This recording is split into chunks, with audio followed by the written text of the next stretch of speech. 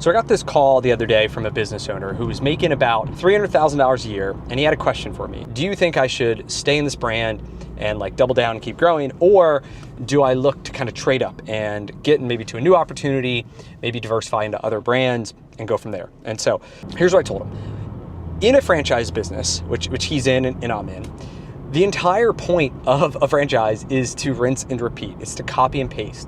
And that once, it takes a lot of work to learn the business model, to perfect the business model. But once you have it down, to the ability to go from like 1 to 2 to 4 to 8 to 16 to, over 30, 40 locations is what I have today, it becomes a lot easier because you start to build a muscle.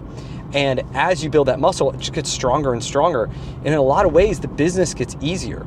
I mean, even in my business today, we do about 50 million in the auto repair business.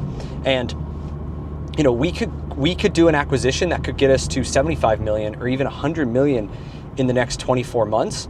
And like, my life wouldn't really change tremendously from what I'm already doing today. Like, we already have a great leadership team. We already have all the systems in place. Like, yes, things will break, and yes, we'll have to rebuild them, but it's not astronomically different. And that's the thing about franchises. They're designed to be scalable. It's designed that you can just continue to grow it and grow it. And so that was my recommendation to him, was saying, listen, like, you should double down on the business. You're already doing pretty good, and franchisees love to sell to other franchisees.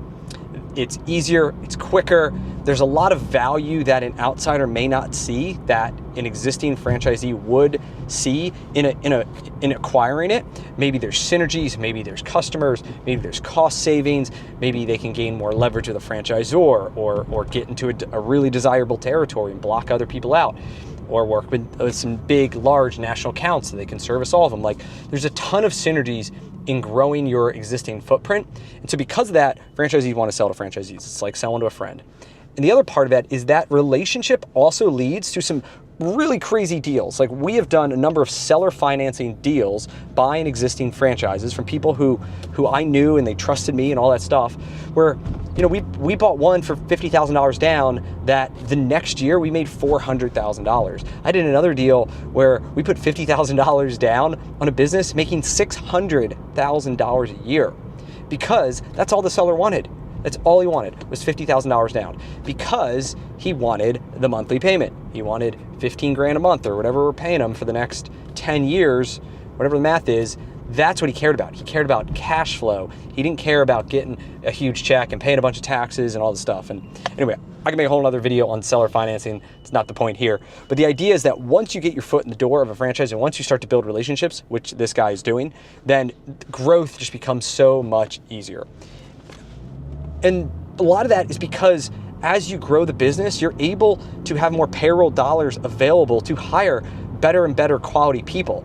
And then those people can then start taking more and more operational problems off of your plate as the owner, which allows you then to focus on growth and, going on vacation and golfing and doing whatever you want to do, because your phone's not blowing up all day with operational issues. Now, you still have to do work. You still have to take on, major risk and expansion and personally guaranteeing debt and all these things. Just the problems that you start to solve become bigger and bigger, and they're also less time consuming. So you make fewer bets, but much larger bets that have much, more severe consequences.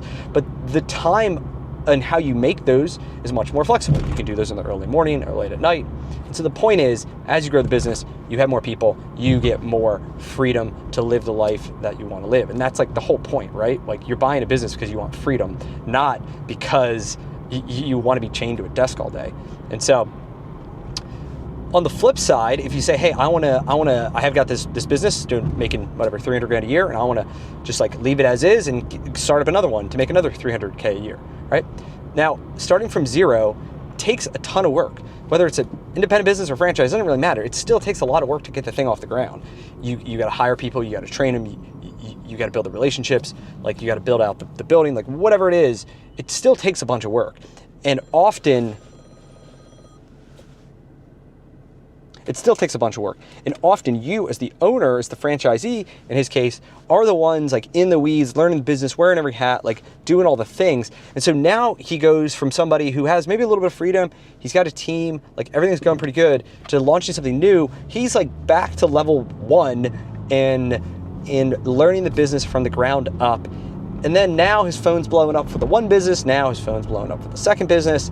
And then it's kind of hard to get any leader in charge of both of them because there's so many little intricacies and stuff that it's just like, it's hard to do.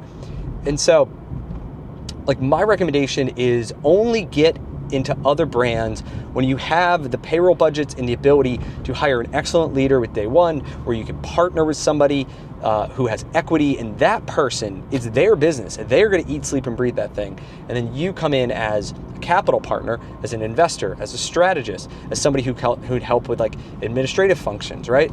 Like there are ways that you can do it if you want to expand into multiple brands, but it can't rely on you, because the more things that you get into, the more your focus gets diluted.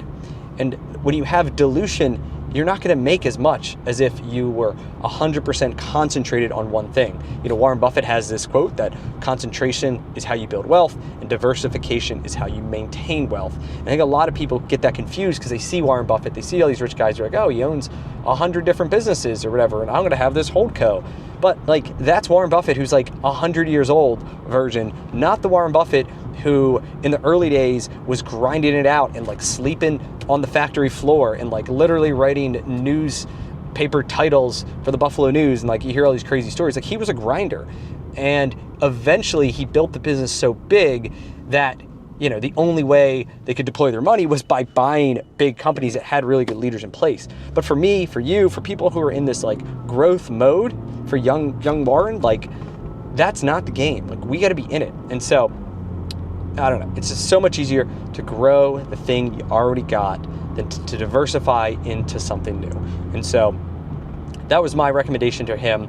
And the other factor is like, would you be a good franchisee, right? Or should I buy it?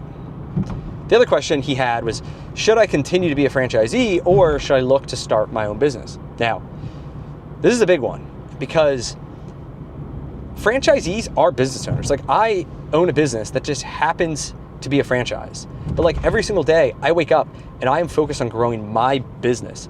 I am trying to grow sales. I'm trying to improve my people. I'm trying to acquire other locations to continue to grow. I deal with financing and marketing. I deal with all the same things.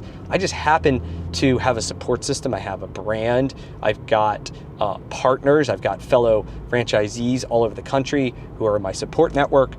And so if you're the kind of person who likes to tinker and likes to take things from 0 to 1 and you want to develop every single thing and the branding and the marketing and like you all love that stuff, like then buying a franchise is probably like a terrible idea for you. But if you're someone that says, I don't really care about the brand, like I don't need to be on Forbes magazine or like whatever, I just want to make money and just like, if you hand me the playbook and tell me what to do, like I will go and do it. If that's you, if you're like me and like my friend, it sounds like too, like then franchising might be a really good option because you don't have to reinvent the wheel. You don't have to invent anything. All you have to do is be able to execute the playbook. And once you can build that skill set of executing the playbook, then that's when but if you can become really good at executing the playbook, it just becomes like copy and paste. And I know I'm simplifying it a little bit and, you know, I don't want to make it sound easy, but in a lot of ways, that's what it is, where you're able to open up more locations, you hire great people, and then you hold them accountable for the results that you want to see. And you get them trained. And if they're not producing, you find new people. Like, same in any other business. We just happen to have a playbook and a system to follow.